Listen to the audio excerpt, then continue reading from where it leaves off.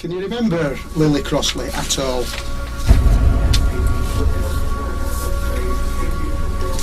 Okay, no answer. This is in relation to the death of a lady called Elizabeth Pierce. Would you want to make any comment, Doctor? There's no comment. 1998 के 24 जून को greater Manchester के height town में एंजीला Woodruff को अपने residence में उसकी mother Kathleen Grande की dead body मिलती है। डेड बॉडी के साथ उसे एक विल मिलता है जिसे देख के वो शॉक हो जाती है। ये विल उसकी मॉम का था, लेकिन ये विल उन्होंने अपनी डॉटर के नाम पे नहीं बल्कि उस आदमी के नाम पर किया था जिसे उनकी मॉम ने मरने से पहले आखिरी बार देखा था, और वो आदमी था doctor Harold Shipman. So let's learn more about one of the most notorious serial killer in modern times, Dr. Harold Shipman.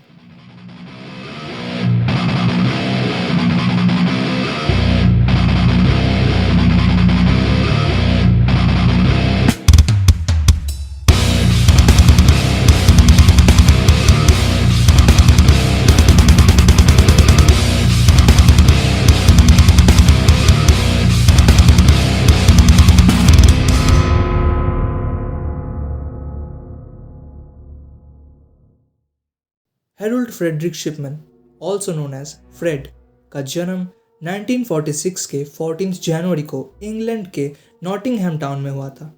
उसकी फैमिली एक वर्किंग क्लास फैमिली थी और उसकी फैमिली में उसके मॉम डैड के अलावा उसके 2 सिबलिंग्स भी थे। तीनों सिबलिंग्स में हैरोल्ड पढ़ाई में सबसे स्मार्ट था और इसीलिए हैरोल्ड को ही घर में सबसे ज़्यादा इम्पोर्टेंस मिलती थी। Harold was a bright student. Junior school में हैरोल्ड ना ही सिर्फ पढ़ाई में बल्कि एक्स्ट्रा करिकुलम्स में भी काफ़ी अच्छा था, जिसके कारण हैरोल्ड के क्लासमेट्स उसकी काफ़ी रिस्पेक्ट करते थे। लेकिन हैरोल्ड वॉज एन इंट्रोवर्ट, तो वो किसी से भी ज़्यादा घुलता मिलता नहीं था और उसके इस इंट्रोवर्टेड नेचर के पीछे कहीं ना कहीं उसके मॉम डैड का ही हाथ था। हैरोल्ड काफ़ी होशियार था, इसीलिए उसके मॉम डैड के लिए वो बहुत स्पेशल था। इतना स्पेशल कि उन्होंने बचपन से ही उसकी आज़ादी छीन रखी थी। वो लोग ना ही हैरोल्ड को अपने आसपास के बच्चों से घुलने मिलने देते और ना ही उसे उसकी मनपसंद की चीज़ करने देते, क्योंकि उन्हें लगता था कि अगर हैरोल्ड लोकल बच्चों से बातचीत करेगा तो वो बिगड़ जाएगा। इसीलिए वो हैरोल्ड की लाइफ को पूरी तरह कंट्रोल करते थे। खैर, इन सब के बाद भी हैरोल्ड अपनी फैमिली को बहुत प्यार करता था, स्पेशली अपनी मदर को, और क्योंकि वो इसी इन्वायरमेंट में बड़ा हुआ था तो ये सब उसके लिए अब तक नॉर्मल हो चुका था और उसकी ज़िंदगी एकदम ही नॉर्मल तरीके से बीत रही थी। लेकिन बाद में उसके साथ हुए एक इंसिडेंट ने उसकी लाइफ हमेशा के लिए चेंज कर दी। उसे पता चला कि उसकी मॉम को लंग कैंसर है और इस बात से उसको काफ़ी शॉक पहुंचा। इस इंसिडेंट्स के बाद से ही हैरोल्ड काफ़ी अजीब बर्ताव भी करने लगा, जैसे कि जब डॉक्टर्स हैरोल्ड के घर में उसकी मॉम को मॉर्फिन के इंजेक्शंस देने आती थी तब हैरोल्ड उन्हें काफ़ी गौर से देखता था। 21 जून 1960 को हैरोल्ड की मॉम की लंग कैंसर की वजह से मौत हो जाती है और इस वक्त हैरोल्ड बस 17 साल का था। अपनी मदर की मौत ने उसको काफ़ी ट्रॉमेटाइज कर दिया था, जिसकी वजह से वो डिप्रेशन में चला गया और स्कूल में भी उसके ग्रेड्स काफ़ी कम होने लगे। लेकिन कुछ टाइम बाद हैरोल्ड को अचानक ही मेडिसिन और डॉक्टरी में इंटरेस्ट होने लगा, जो कि काफ़ी अजीब बात थी क्योंकि उसकी मॉम की डेथ से पहले ना ही उसे डॉक्टर बनने में कोई इंटरेस्ट था और ना ही उसका ये कभी पैशन था। लेकिन फिर भी उसने अचानक डॉक्टर बनने का सोचा और एग्ज़ाम्स के थ्रू उससे 1965 में लीड्स मेडिकल स्कूल में एडमिशन मिल गया, जहाँ उसने अपनी मेडिकल की पढ़ाई कंप्लीट करी। अपनी पढ़ाई ख़त्म करने के बाद हैरोल्ड ने पॉन्टीफ्रैक्ट जनरल इन्फर्मरी में एज ए जूनियर डॉक्टर काम शुरू किया और 1 साल के बाद ही उसको मेडिसिन प्रैक्टिस करने के लिए लाइसेंस भी मिल गया। सुनने में आता है कि इसी के कुछ समय बाद ही हैरोल्ड ने अपना पहला मर्डर कमिट किया था। दरअसल हुआ ऐसा था कि एक लेडी अपनी 4 साल की बच्ची को लेकर हैरोल्ड के पास ट्रीटमेंट के लिए आई थी। वो बच्ची बहुत ज़्यादा बीमार थी और शायद वो बच्ची जिंदा बचती भी नहीं और धीरे धीरे मर रही थी। लेकिन हैरोल्ड ने उसका इलाज करने के बजाय उसको हाई डोज का इंजेक्शन देके उसकी जान ले ली। उसको लग रहा था कि उसने उस बच्ची की सफरिंग्स को ख़त्म किया है, उसे रिलीफ दिया और उसे मार के हेरोल्ड को काफ़ी सेटिस्फैक्शन मिली और अपनी इस हरकत की वजह से हेरोल्ड को काफ़ी खुशी मिली और उसे कोई रिग्रेट नहीं हुआ। खैर, क्योंकि वो बच्ची वैसे भी बहुत ज़्यादा बीमार थी तो उसके मरने से किसी को हेरोल्ड पे ज़्यादा शक नहीं हुआ और हेरोल्ड अपने जुर्म से बच गया। उसके बाद मेडिसिन प्रैक्टिस करते हुए उसने कई लोगों की जानें ली, लेकिन क्योंकि वो डॉक्टर था और अपने पेशेंट्स की डेथ सर्टिफिकेट वो खुद लिखता था तो उसे कभी कोई प्रॉब्लम नहीं हुई। मर्डर करने के अलावा हेरोल्ड को ओपीएम का एडिक्शन था, जो कि एक तरह का ड्रग होता है।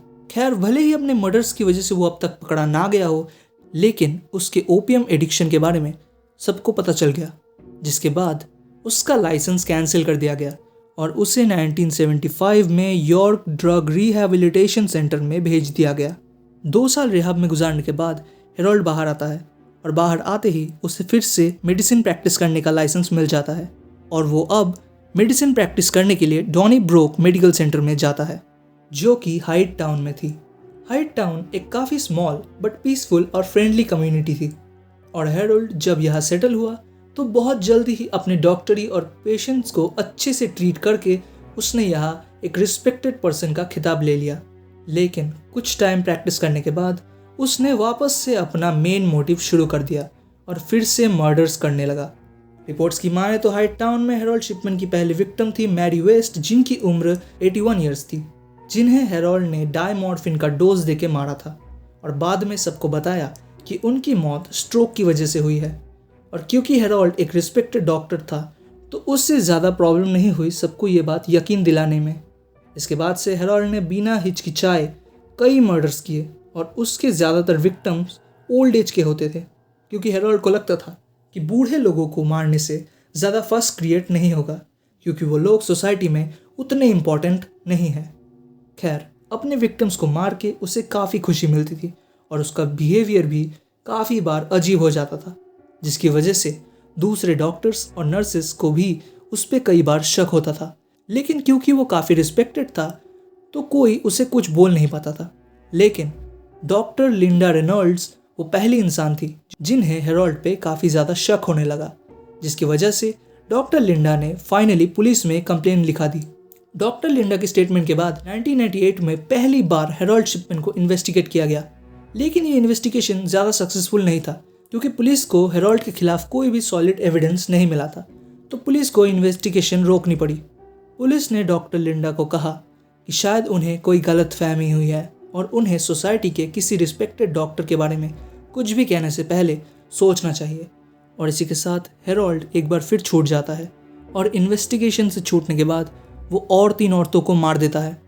हेरोल्ड काफ़ी स्मार्ट था, इसीलिए वो इतने दिनों तक इतने सारे मर्डर कर पाया और शायद आने वाले टाइम में भी और भी मर्डर कर पाता, लेकिन उसकी एक गलती ने उसको फाइनली पकड़ा दिया।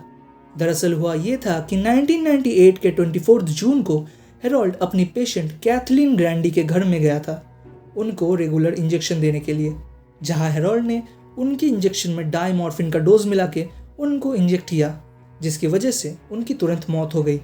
जिसके बाद हेरोल्ड कैथलीन ग्रैंडी के नाम से एक फेक विल बना के उसको मिसेस ग्रैंडी के पास छोड़ आता है।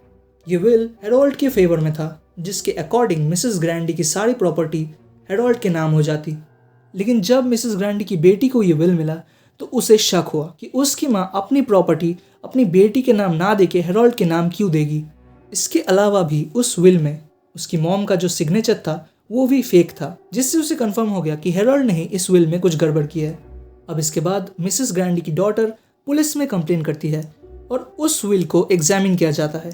एग्जामिन में पता चलता है कि उस विल में हेरोल्ड के भी फिंगरप्रिंट्स है, जिससे पुलिस को भी हेरोल्ड पे शक होता है, क्योंकि हेरोल्ड ने अपने इन्वेस्टिगेशन में कहा था कि वो इस विल के बारे में कुछ नहीं जानता।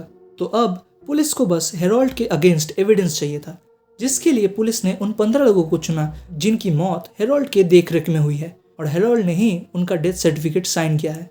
तो पुलिस तुरंत काम पे लगती है और उन बॉडीज को पोस्टमार्टम में भेज दिया जाता है। पोस्टमार्टम रिपोर्ट में पता चलता है कि उन सभी को डाइमॉर्फिन का डोज देके मारा गया है और उन सभी को ये डोज और किसी ने नहीं बल्कि खुद हेरोल्ड शिपमैन ने दी है। ये एविडेंस काफ़ी था हेरोल्ड शिपमैन को अरेस्ट करने के लिए और ऐसा ही होता है।